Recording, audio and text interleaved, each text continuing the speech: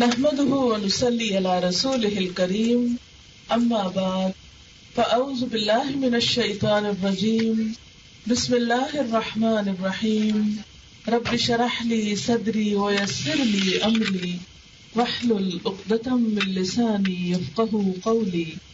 سورة الملك. تبارك الذي بيده الملك وهو على كل شيء قدير الذي خلق الموت والحياة ليبلوكم أيكم أحسن عملا وهو العزيز الغفور. الذي خلق 7 سماوات طباقا ما ترى في خلق الرحمن من تفاوت فارجع البصر هل ترى من فطور. شروع کرتی ہوں اللہ کے نام سے جو بے انتہا مہربان نہایت رحم فرمانے والا ہے. تبارک الذی بیدہ الملک، نہایت بزرگ و برتر ہے وہ جس کے ہاتھ میں کائنات کی بادشاہت ہے. وہو علی کل شیء قدیر، اور وہ ہر چیز پر قدرت رکھتا ہے. الذی خلق الموت والحیات، جس نے موت اور زندگی کو پیدا کیا. لیبلوکم، تاکہ تمہارا امتحان لے. ایکم احسن عملا، کہ تم میں سے کون بہتر عمل کرنے والا ہے. وہو العزیز الغفور، اور وہ زبردست بھی ہے اور درگزر فرمانے والا بھی ہے. الذی خلق 7 سماوات طباقا، جس نے تہ بر تہ 7 آسمان بنائے. ما تری فی خلق الرحمن من تفاوت، تم رحمان کی تخلیق میں کسی قسم کی بے ربطی نہ پاؤ گے. فرجع البصر، پھر پلٹ کر دیکھو، اپنی نگاہ پلٹاؤ. هل تری من فطور، کہیں تمہیں کوئی خلل نظر آتا ہے. ثم ارجع البصر کرتین، پھر بار بار نگاہ دوڑاؤ. ينقلب الیک البصر خاسئا وهو حسیر، تمہاری نگاہ تھک کر نامراد پلٹ آئے گی. معزز خواتین، اس وقت میں نے آپ کے سامنے سورۃ الملک کی چند آیات اور ان کا ترجمہ پڑھا ہے. آئیے دیکھتے ہیں کہ اس سورت میں ہمارے لیے کیا پیغام ہے. سورۃ الملک میں سب سے پہلے اللہ سبحانہ و تعالی کا تعارف بیان کیا گیا ہے کہ وہ ہستی ہے کون جس نے ہم سب کو پیدا کیا. اصل بات یہ ہے کہ جب تک اللہ تعالی کی پہچان نہ ہو اس وقت تک ہم اس کی قدر و قیمت کو، اس کی بلندی کو، اس کی بڑائی کو، اس کی بزرگی کو سمجھ ہی نہیں سکتے. اور جب تک اس کی اہمیت ہمارے دلوں میں نہیں، ہم صحیح طور پر اس کے آگے جھک نہیں سکتے، اس کی عبادت سچے دل اور سچی خوشی کے ساتھ کر نہیں سکتے. اس لیے نہایت ضروری ہے کہ اس ہستی کا تعارف ہو. تو یہ صورت بنیادی طور پر اللہ تعالی کی ذات کا ایک بہترین تعارف ہے. اس میں سب سے پہلے بات یہ کی گئی ہے کہ تبارک الذی، بہت برکتوں والی ہے وہ ذات. برکت عربی زبان میں اونٹنی کے بیٹھنے کو کہتے ہیں، برکت. عربوں کے ہاں جس گھر میں اونٹنی بیٹھ جاتی وہاں ہر چیز کی ریل پیل ہوتی، سواری بھی میسر آتی، پینے کو دودھ بھی مل جاتا، اون، اور اگر ذبح کیا جائے تو پھر گوشت، کھال بال، بہت سی چیزیں حاصل ہوتی. اور خاص طور پر اونٹنی کے بیٹھنے سے یا اونٹنی کے وجود سے مزید بچوں کے پیدا ہونے کا بھی امکان ہوتا. تو گویا ہر طرح کی خیر و برکت گھر میں آ جاتی. تو جس گھر میں اونٹنی آتی وہ گھر اپنے آپ کو بہت ہی خوش قسمت تصور کرتا کہ ہمارے گھر میں ہر نعمت آ گئی ہے، اب ہم مالدار ہو گئے ہیں، ہمیں اب کسی چیز کی کمی نہیں. تو یہ اصل لفظ ہے برکت کا، جس سے ہم پھر عام زبان میں برکت کا لفظ بولتے ہیں. یہاں پر اللہ تعالیٰ کے لیے بابرکت ہونے کا لفظ استعمال کیا گیا ہے کہ تمہارا رب وہ رب ہے کہ جس کی ذات خیر و بھلائی کا مجموعہ ہے، جس کے ساتھ تعلق رکھنے سے انسان کی زندگی میں کوئی کمی اور کسی بھی قسم کی کوئی پریشانی اور کوئی دکھ اور کوئی غم ہو سکتا ہی نہیں. اس کی ذات کے ساتھ تعلق رکھنے میں سراسر انسان کی بھلائی ہے، ہمارا اپنا ہی فائدہ ہے۔ عام طور پر جب ہم اس رب کی طرف رجوع کرتے ہیں، اس کی اطاعت عبادت کرتے ہیں، تو ہم سمجھتے ہیں کہ شاید ہم اس پر احسان کر رہے ہیں، بوجھل قدموں سے مارے بندھے اس کی طرف آتے ہیں۔ لیکن اگر ہمیں واقعی پتہ چل جائے کہ اس کے ساتھ تعلق رکھنے میں خود اپنا بھلا ہے، تو ہمارا تعلق اس کے ساتھ خوشی اور محبت پر مبنی ہو جائے۔ تو بہت بابرکت ہے وہ ذات، کون سی ذات؟ بیدہ الملک، جس کے ہاتھ میں ساری بادشاہت ہے۔ وہ کسی شہر کا نہیں، کسی ادارے کا نہیں، کسی ملک کا نہیں، کسی بر اعظم کا نہیں، صرف اس دنیا کا نہیں، پوری یونیورس، پوری کائنات اور ساری کریشن کا مالک ہے، اس کا بادشاہ ہے۔ نہ صرف یہ کہ اس کو بنایا بلکہ اس کا انتظام بھی کر رہا ہے۔ وَهُوَ عَلَى كُلِّ شَيْءٍ قَدِيرٌ، اور وہ ہر چیز پر پوری قدرت رکھتا ہے، ہر چیز اس کے کنٹرول میں ہے۔ دنیا میں تو بسا اوقات بادشاہ ہوتے ہیں برائے نام، لیکن ان کے ہاتھ میں کچھ بھی نہیں ہوتا، وہ صرف نام کے بادشاہ ہوتے ہیں۔ مگر اللہ تعالیٰ کی ذات وَهُوَ عَلَى كُلِّ شَيْءٍ قَدِيرٌ، ہر چیز پر پوری قدرت رکھتے ہیں۔ الذی، وہ وہی ذات ہے، خلق الموت، جس نے موت کو بنایا، والحیات، اور زندگی کو بنایا۔ موت اور زندگی کس کی؟ ہماری، انسانوں کی۔ کس لیے؟ لیبلوکم، تاکہ تمہارا امتحان لے، تمہیں آزما کر دیکھے۔ کیا امتحان؟ کس بات کا؟ اس بات کا ایکم، تم میں سے کون احسن عملا، سب سے اچھے عمل کرنے والا ہے۔ تو گویا میرا اور آپ کا امتحان یہ ہے کہ ہمارے کام کیسے ہیں، ہمارے اعمال کیسے ہیں، ہم کرتے کیا ہیں۔ ایکم احسن عملا، اور صرف اچھے کام نہیں، احسن، سب سے اچھے، بہترین کام۔ وہو العزیز الغفور، پھر اس کی صفات، اور وہ زبردست ہے، بخشنے والا بھی ہے۔ اگر کوئی اس سے بھاگنا چاہے تو بھاگ نہیں سکتا، وہ پکڑنے کی پوری قدرت رکھتا ہے، اور جو اس کے آگے گناہوں کا اعتراف کر لے اس کو معاف کرنے والا بھی ہے۔ مزید تعارف، الذی خلق 7 سماوات، وہ ہستی، وہ ذات جس نے 7 آسمان بنائے، طباقاً، ایک کے اوپر ایک، طے بر طے۔ ما تری فی خلق الرحمن، نہ تم دیکھ سکو گے رحمان کی تخلیق میں، اس کی بنائی چیزوں میں، کیا؟ من تفاوت، کسی قسم کی بے ربطی، کوئی ڈسکرپنسی، کوئی بھی ایسی چیز کہ جس میں کوئی نقص نکال سکو۔ فرج البصر، اگر ایک دفعہ غور و فکر کرنے سے تمہیں کوئی نقص نہیں ملا، پھر دیکھو، دوبارہ نگاہ پلٹاؤ۔ ہل تری من فطور، کیا تمہیں کوئی فطور، کوئی رخنا، کوئی بے ربطی نظر آتی ہے؟ کہیں سے کوئی کمی، کوئی نقص نکال کے تو دکھاؤ۔ کوئی چھوٹی سی چیز نہیں۔ آپ دیکھیں کہ انسانوں کی بنائی ہوئی چیز میں انسان بیٹھے بیٹھے کئی غلطیاں نکال سکتا ہے، لیکن اللہ تعالیٰ کی اس کائنات کے اندر انسان کو بظاہر اگر کوئی خلل نظر بھی آئے تو غور و فکر کرنے پر انسان کو اپنی ہی عقل میں خلل نظر آتا ہے، اللہ کی تخلیق میں نہیں۔ پھر فرمایا چیلنج، بار بار نگاہ دوڑاؤ، ڈھونڈو، کہیں کوئی کمی، کوئی غلطی نہیں۔ کرتین، پلٹ پلٹ کر دیکھو۔ ینقلب الیک البصر خاسئا، تمہاری نگاہ تمہاری طرف تھک کے واپس آ جائے گی۔ وہو حسیر، اور وہ نامراد ہوگی، اس کو کچھ بھی نہیں ملے گا۔ یعنی انسان کو چیلنج کر کے بتایا گیا کہ تم اگر اللہ کی ذات کو بڑا نہیں سمجھتے اور تمہیں اس کی بڑائی محسوس نہیں ہوتی تو ذرا اپنے آس پاس نظر ڈال کے تو دیکھو، کوئی کمی نظر آتی ہے کہیں؟ پھر اس کا حق کیوں نہیں دیتے؟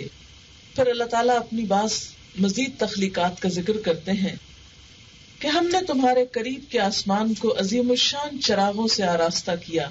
آپ کو پتا ہے کہ ایک ایک ستارے کا سائز کتنا ہے؟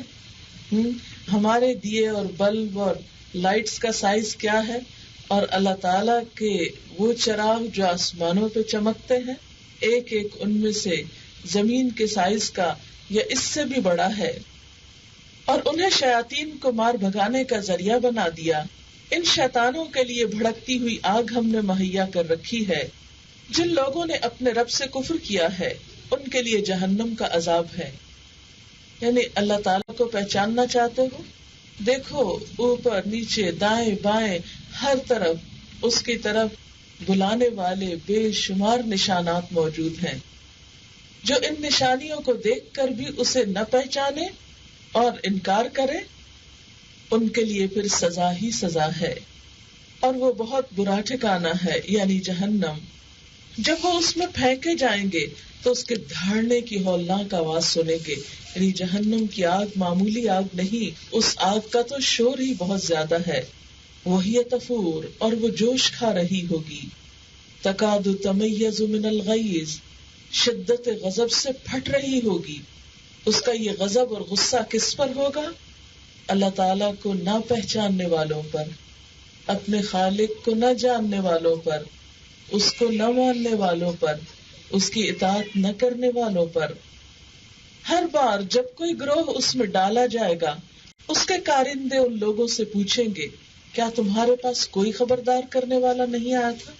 یعنی جہنم میں جاتے وقت جہنم کے فرشتے دوزخ میں جانے والوں سے، سزا پانے والوں سے پوچھیں گے کسی نے نہیں بتایا تھا تم کو؟ وہ جواب دیں گے ہاں، خبردار کرنے والا ہمارے پاس آیا تھا مگر ہم نے اسے جھٹلا دیا، ہم نے اس کی بات نہیں مانی. وقلنا، اور ہم نے کہا ما نزل اللہ من شیء، اللہ نے کچھ نہیں اتارا. ان انتم الا فی ضلال کبیر، تم بڑی گمراہی میں پڑے ہوئے ہو. یہ سب مولویوں کی خود ساختہ باتیں ہیں، اپنے پاس سے مسئلے بناتے رہتے ہیں. اللہ تعالیٰ نے کچھ نہیں کہا. وہ اتنا ریجڈ نہیں کہ چھوٹی چھوٹی بات پہ پکڑے. وقالو، اور وہ کہیں گے لو کننا نسمع او نعقل ما کننا فی اصحاب السعیر، کاش ہم سن تو لیتے یا ہم عقل سے کام لیتے، سمجھنے کی کوشش کرتے. ما کننا فی اصحاب السعیر، تو آج اس بھڑکتی ہوئی آگ کے سزاواروں میں شامل نہ ہوتے. تو دوزخ میں جانے والے اپنی کس غلطی کا اعتراف کریں گے کہ ہم نے حق بات سنی ہی نہیں، سن کر ہی نہیں دی، سمجھنے کی کوشش ہی نہیں کی. آج آپ دیکھیں کہ ہم لوگوں کے لیے دین کی بات سننا ہی تو سب سے زیادہ مشکل ہے. سننا ہی تو نہیں چاہتے، سننے کو ہی تو دل نہیں مانتا. یہاں پر سننا جو ہے وہ سب سے پہلا عمل ہے. آپ دیکھیے کہ کوئی بھی کام جب آپ کو کرنا ہوتا ہے، سب سے پہلے آپ اس کو سمجھتے ہیں. سمجھنے کے لیے سننا ضروری ہوتا ہے.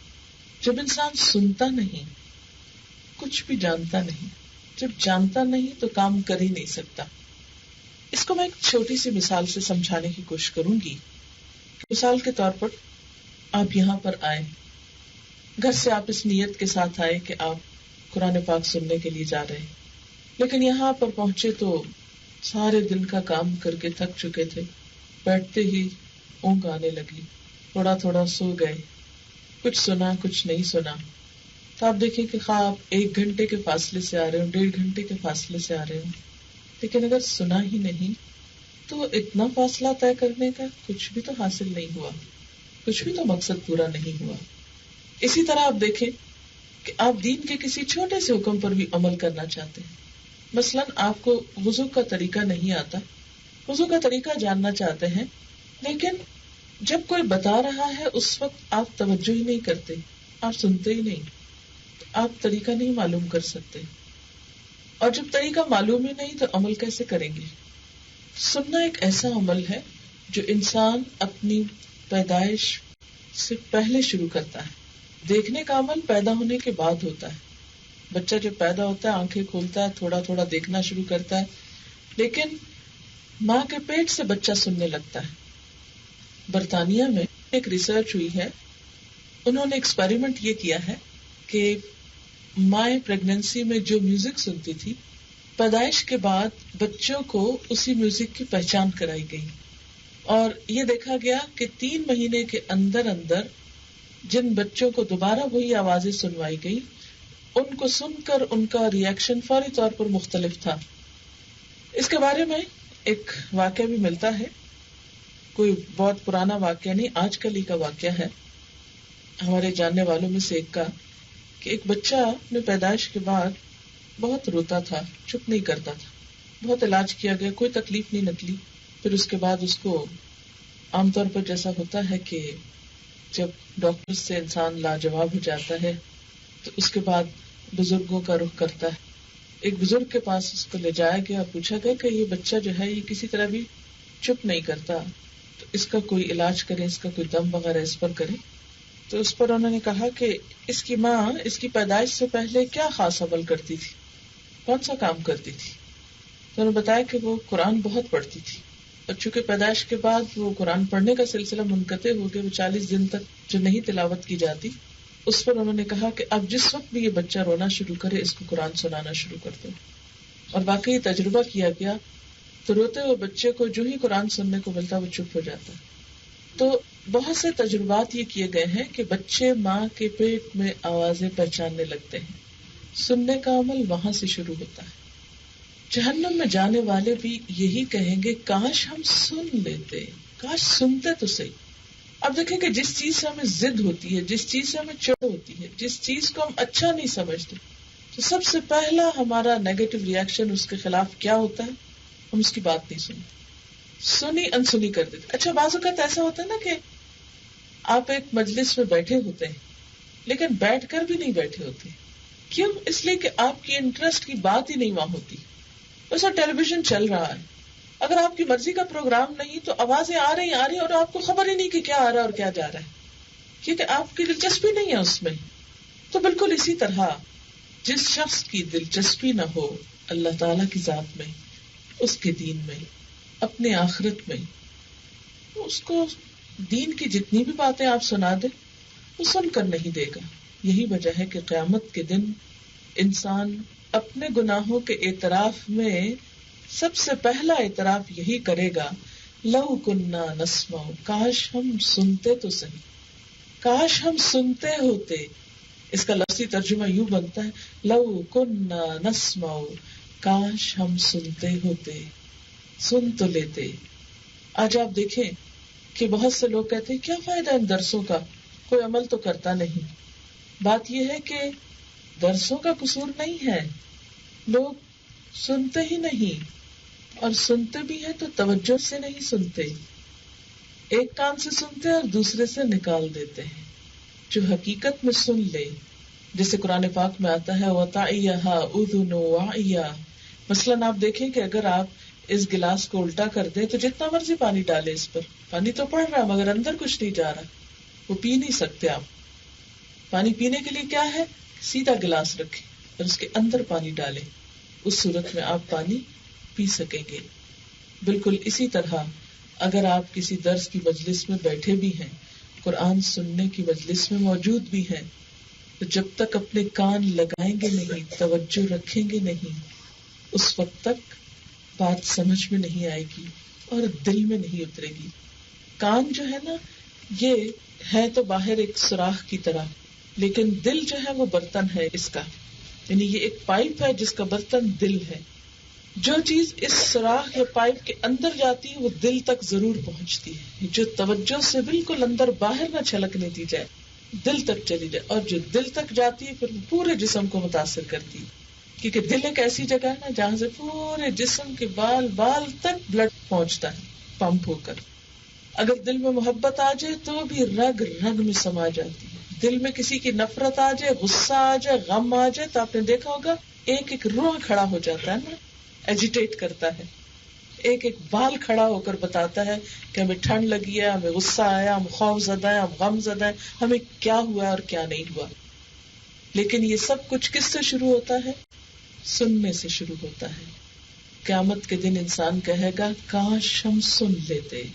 اور ایسا ہوتا ہے کہ انسان ایک بات کو اگر ایک دفعہ، 2 دفعہ، 3 دفعہ سن لے اور کچھ توجہ سے سن لے تو آخر بات دل میں اترنے ہی لگتی ہے.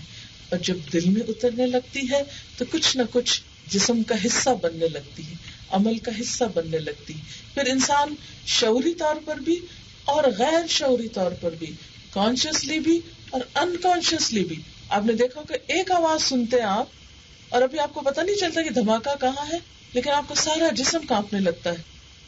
کیوں؟ اس لیے کہ آپ کا دماغ پہچانتا ہے کہ یہ کس قسم کی آواز، یہ خوفناک آواز ہے. محبت کی آوازوں کو بھی پہچانتا ہے، خوف کی آوازوں کو بھی پہچانتا ہے. تو یہاں پر یہ ہے کہ وہ کہیں گے کاش ہم سنتے یا عقل سے کام لیتے، آج ہم اس بھڑکتی ہوئی آگ والوں میں شامل نہ ہوتے. فاعترفوا بذنبہم، وہ اپنے گناہوں کا اعتراف کر لیں گے.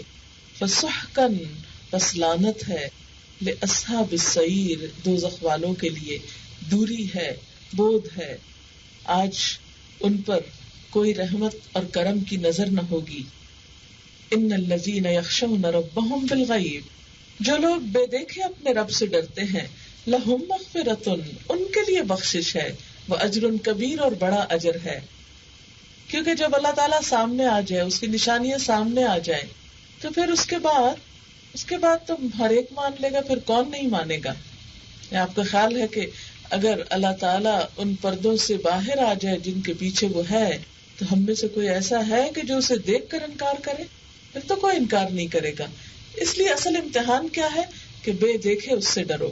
وَأَسِرُّوا قَوْلَكُمْ أَوِ اجْهَرُوا بِهِ، تم چپکے سے کوئی بات کرو یا اونچی آواز سے، اللہ کے لیے یکساں ہے. إِنَّهُ عَلِيمٌ بِذَاتِ الصُّدُورِ، وہ تو دلوں کا حال تک جانتا ہے. أَلَا يَعْلَمُ مَنْ خَلَقَ، کیا وہ نہ جانے گا جس نے پیدا کیا؟ کیا اسی کو پتا نہیں چلتا جس نے پیدا کیا؟ ہم بہت سے غلط کام لوگوں سے چھپ چھپ کے کر لیتے ہیں، لیکن کیا سوچتے ہیں؟ شکر ہے کسی کو پتا نہیں چلا. لیکن انسان بھول جاتا ہے کہ ایک ہے جس سے کہیں بھی چھپ کے نہیں جا سکتے. اللہ یعلم من خلق، کیا وہ نہ جانے گا جس نے پیدا کیا؟ وہ تو ظاہر نہیں، وہ تو دلوں کے اندر تک جھانک کے دیکھ لیتا ہے. وہ اللطیف، اور وہ باریک بین ہے. الخبیر، بڑا باخبر ہے. پھر اس کی صفات اور اس کی پہچان، هو الذی جعل لکم الارض ذلولا، وہی تو ہے جس نے تمہارے لیے زمین کو تابع کر رکھا ہے.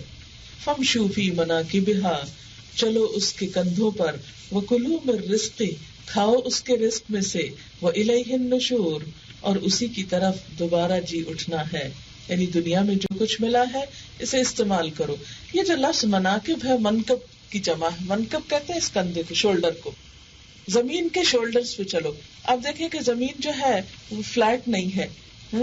تو جہاں کہیں بھی انسان ایک جگہ سے دوسری جگہ فاصلہ طے کرے گا تو بالکل ایسے ہی ہے جیسے کندھے کا کرو ہوتا ہے. تو بالکل اسی طرح ایک سے دوسری جگہ چلو اس کے کندھے پر اور کھاؤ اس کے رزق میں سے، کمائیاں کرو خوب، لیکن یہ یاد رکھو وَإِلَيْهِ النُّشُورُ، دوبارہ جی کر اسی کے پاس جانا ہے، ہمیشہ یہاں نہیں رہنا.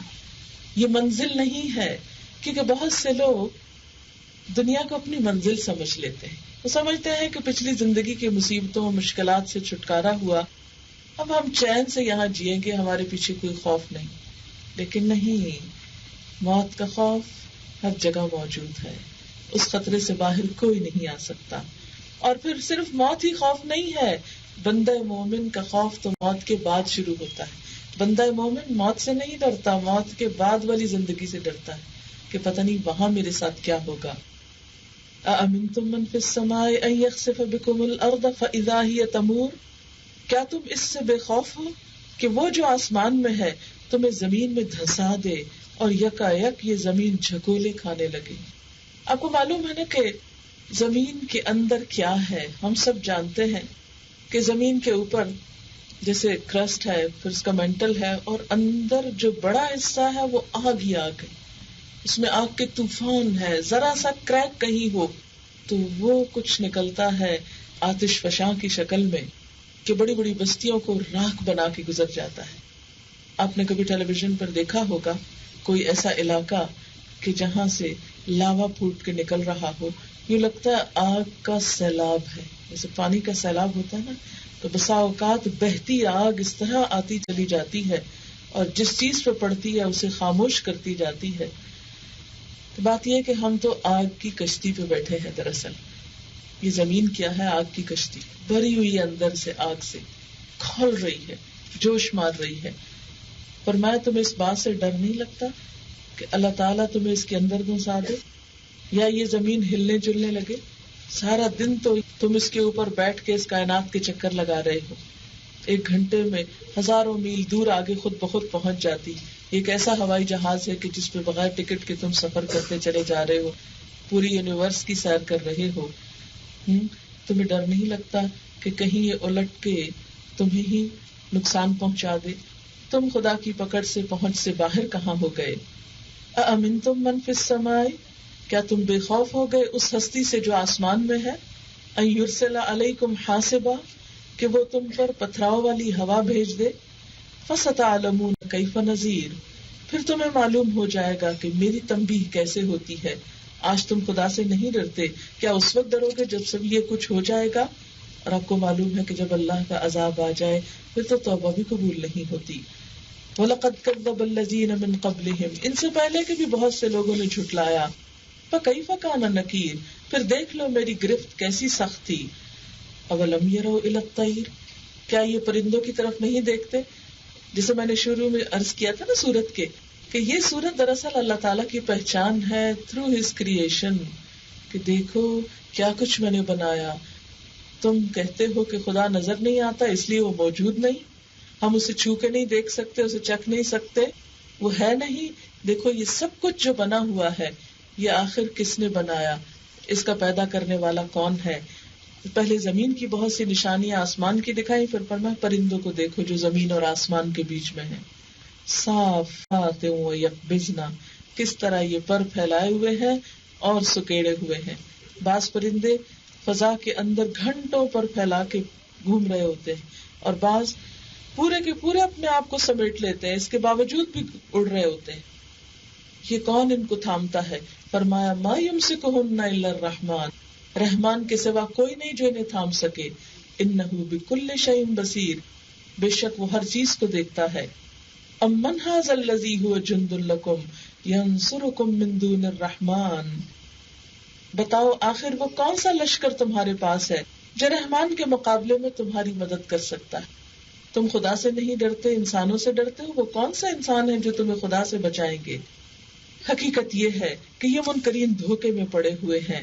ان الکافرون الا فی غرور امن ھذا الذی یرزقکم ان امسک رزقہ، پھر بتاؤ کون ہے جو تمہیں رزق دے سکتا ہے اگر رحمان اپنا رزق روک لے. اگر اس نے بارش برسانا چھوڑ دی تو تم میں سے کون ہے جو زمین سے کچھ اگا کے دکھائے. دنیا کے بے شمار علاقے ایسے ہیں جہاں وقتاً فوقتاً قحط پڑتا رہتا ہے، اور ہم دیکھتے ہیں کہ اتنی ترقی یافتہ دنیا ہونے کے باوجود بسا اوقات وہ ان ملکوں میں کھانے کا انتظام تک نہیں کر سکتی، پانی تک نہیں پہنچا سکتی، اور بڑے بڑے علاقے آبادیوں سے خالی ہو کر رہ جاتے ہیں. بل لجوا فی عتو و نفور، دراصل یہ لوگ سرکشی اور حق سے انکار پہ اڑے ہوئے ہیں. افمن یمشی مکبا علی وجہہ اہدی امن یمشی سویا علی صراط مستقیم، بھلا سوچو جو شخص منہ اوندھائے چل رہا ہو وہ زیادہ صحیح راستہ پانے والا ہے یا وہ جو سر اٹھائے سیدھا ایک ہموار سڑک پہ چل رہا ہو. یعنی جو آنکھیں بند کر کے بغیر سوچے سمجھے چل رہا ہے وہ سیدھے راستے پر ہے، جو آنکھیں کھول کر رب کو پہچان کر اس کی رہنمائی میں چل رہا ہے. یہاں 2 کیریکٹرز کو کمپیئر کیا جا رہا ہے. ایک وہ کیریکٹر ہے جو اس بات کے بارے میں سوچتا ہی نہیں کہ یہ کائنات کس نے بنائی، کون ہے اس کا پیدا کرنے والا، کون ہے مجھے بنانے والا، کون ہے مجھے رزق دینے والا. وہ بس منہ نیچے ڈال کے اپنی دنیا، نیچے سر ڈالنے کا مطلب یہ کہ اس کی نگاہ میں صرف دنیا ہے، وہ اس سے اوپر اٹھ کے نہیں دیکھتا، اس کے بنانے والے کے بارے میں سوچتا ہی نہیں. اور ایک دوسرا ہے کہ جو سوچ سمجھ کے زندگی بسر کر رہا ہے اپنے خالق کو پہچان کر. تو ان دونوں میں کیا کوئی فرق نہیں ہو سکتا؟ بتاؤ کون سیدھے راستے پر ہے؟ اصل میں ہمیں سوچنے پہ مجبور کیا جا رہا ہے کہ تم یہ مت سوچو کہ اللہ کی پہچان اور اس کی مرضی کے بغیر اگر تم جیو گے تو تمہارا جینا کچھ برحق ہوگا. ان سے کہو اللہ ہی ہے جس نے تمہیں پیدا کیا. وَجَعَلَ لَكُمُ السَّمْعَ وَالْأَبْصَارَ وَالْأَفْئِدَةَ، تمہیں سننے اور دیکھنے کی طاقتیں دی اور سوچنے سمجھنے والے دل دیے. قَلِيلًا مَا تَشْكُرُونَ، کتنا کم تم شکر ادا کرتے ہو.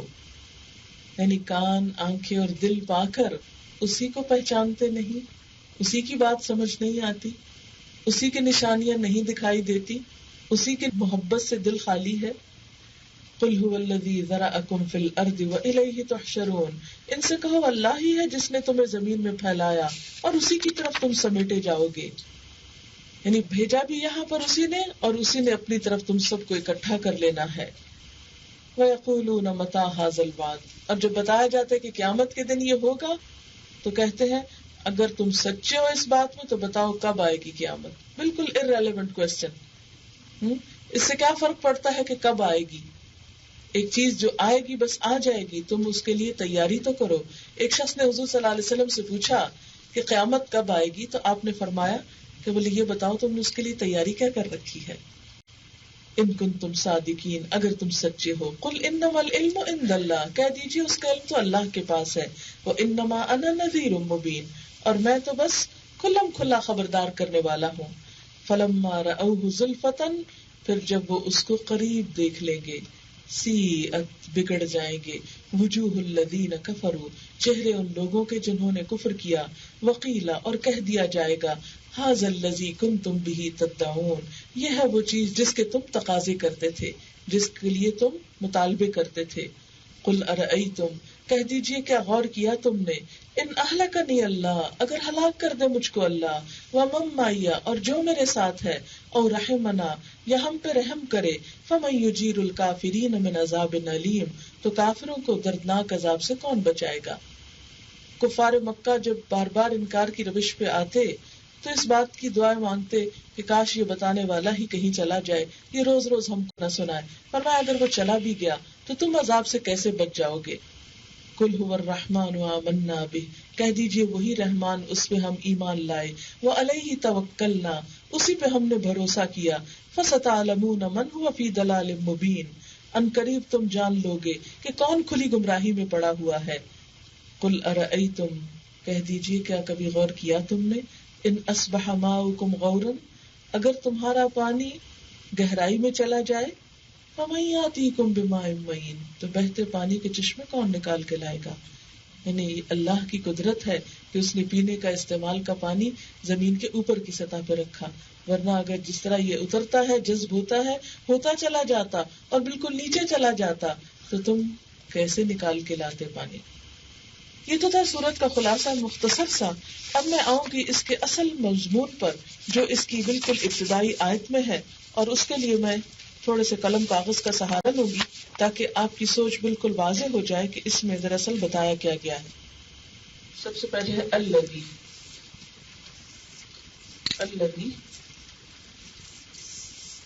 خلق الموت والحیات لیبلوکم ایکم احسن عملا. یہ ایک آیت ہے جس کو میں نے مختلف حصوں میں لکھا ہے. اگر یہ آیت سمجھ میں آ جائے تو ہماری زندگی کا رخ بدل جائے. آپ صلی اللہ علیہ وسلم نے اس سورت کی بہت فضیلت بیان کی ہے کہ قرآن پاک کی ایک سورت ہے جس کی 30 آیات ہیں جو اپنے پڑھنے والے کے حق میں سفارش کرے گی، اس کو قبر کے عذاب سے بچائے گی.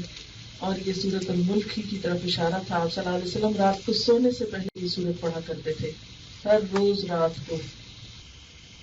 چلیے آپ مجھے بتائیے کہ الذی سے مراد کون ہے یہاں؟ اللہ تعالیٰ کی ذات مراد ہے. خلق الموت والحیات، یہ کس کی موت اور زندگی کی بات ہے؟ انسان کی.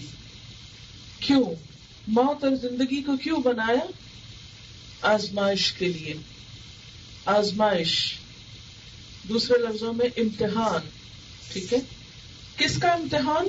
ایکم، تمہارا. ٹھیک ہے، یہ جو تمہارا ہے نا اس کے آگے لکھ لیجئے میرا. اللہ تعالیٰ نے فرمایا تمہارا، تمہاری بات ہے تو وہ کس کی ہے؟ میری. یعنی میرا امتحان لیا جا رہا ہے.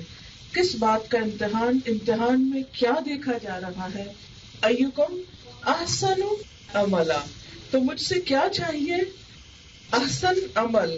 احسن جو ہے یہ سب سے اچھا، صرف اچھا نہیں، سب سے اچھا، بہت ہی اچھا، بہترین عمل جس کو کہتے ہیں نا، بیسٹ. اور عمل کا لفظ جو ہے یہ تو آپ کا جانا پہچانا ہے. تو گویا اصل چیز جو ہمیں دینی ہے وہ کیا ہے؟ عمل. میں آگے چل کر اب عمل کی وضاحت کروں گی، لیکن اس بات کو دوبارہ سمجھانا چاہوں گی کہ اللہ اور بندے کا ایک تعلق ہے. ہم خود سے نہیں بنے، ہمیں کسی نے بنایا ہے. زندگی اور موت کا یہ کھیل کسی کا بنایا ہوا ہے. اور موت اور زندگی، اچھا ایک بات انٹرسٹنگ ہے، پہلے موت ہے پھر زندگی ہے. کیوں؟ ہونا تو یہ چاہیے تھا نا، زندگی اور موت. یہ کیوں کہا موت اور زندگی؟ قرآن پاک میں آتا ہے کنتم امواتن، تم مردہ تھے، کچھ نہ تھے، فاحیاکم، اس نے تم کو زندگی دی. اب یہ ہمارے پاس زندگی ہے. ثم یمیتکم، پھر موت آئے گی. ثم یحییکم، ہر چیز جوڑے میں ہے نا، موت اور زندگی. اس زندگی کے بعد پھر کیا ہے؟ پھر موت ہے. تو پھر ادھوری بات تو نہیں ہوگی نا. پھر کیا ہے؟ پھر زندگی ہے. اور دراصل ہماری زندگی وہ ہے. ہاں؟ یہ زندگی کس لیے ہے؟ آزمائش کے لیے. ٹھیک ہے. اب آپ دیکھیں کہ انسان خود نہیں بنا. ٹھیک ہے. انسان کو کس نے بنایا؟ اللہ تعالی نے. اللہ نے پیدا کیا انسان کو. ٹھیک ہے. خود نہیں بنا انسان. کوئی بھی چیز خود نہیں بنتی. اگر میں یہ کہوں کہ پنکھا خود بن گیا تو آپ میں سے کتنے لوگ مانیں گے؟ کوئی بھی نہیں ماننے کو تیار ہوگا. اگر میں یہ کہوں کہ خود ہی ہوا آ رہی ہے اس میں سے، کوئی نہیں مانے گا. تو اگر یہ ہوا خود نہیں آ رہی، کسی پنکھے کی وجہ سے آ رہی ہے، تو یہ جو ہمارے کرۂ ارض پہ ہر طرف ہوا چلتی رہتی ہے، یہ خود کیسے چل پڑتی ہے؟ تو آخر یہ جو زمین کے ارد گرد ہوا چل رہی ہے اور بادل آ رہے ہیں اور جا رہے ہیں، یہ بھی تو کسی نے چلائی ہوگی نا، خود تو نہیں ہو سکتی. ٹھیک ہے نا. یہ تو انڈرسٹوڈ بات ہے. تو وہ ہمیں بتایا گیا کہ وہ یہ ہستی ہے جس نے سب کچھ بنایا اور اسی نے انسان کو بنایا. انسان کو کیوں بنایا؟ وائی، کیا مقصد ہے بنانے کا؟ ہر ایک پوچھتا ہے نا، میں کیوں آیا؟ مجھے کیوں بنایا گیا؟ میرا کیا کام ہے زندگی میں؟ اس دنیا میں مجھ کو کیا کرنا ہے؟ تو بتایا گیا کہ تمہارا امتحان مقصود ہے. تم یہاں ایک ٹیسٹ دینے کے لیے آئے ہو، اور پہلے تم کچھ نہ تھے، پھر تم کو بنایا گیا. اب کیا ہوگا؟ دوبارہ ایک اور موت آنی ہے نا. اور پھر اس کے بعد اصل زندگی ہے. ٹھیک، جو جنت یا جہنم ہے یہاں. اب آپ دیکھیں کہ یہ زندگی امتحان کے لیے ہے. اس موت کے بعد کی زندگی جو ہے یہ ہمیشہ کی جینے کی ہے، یہ جنت یا جہنم میں جانے کے لیے. اس زندگی کا انحصار اس پر ہے، یہ بیس ہے. جیسی یہ زندگی ہوگی اس کا یہ دوسرا رخ ہے. بالکل اسی طرح آپ یوں سمجھ سکتے ہیں کہ جیسے یہ کاغذ ہے، اس کا نام ہے زندگی. ایک اس کا یہ رخ ہے، ایک اس کا یہ رخ ہے.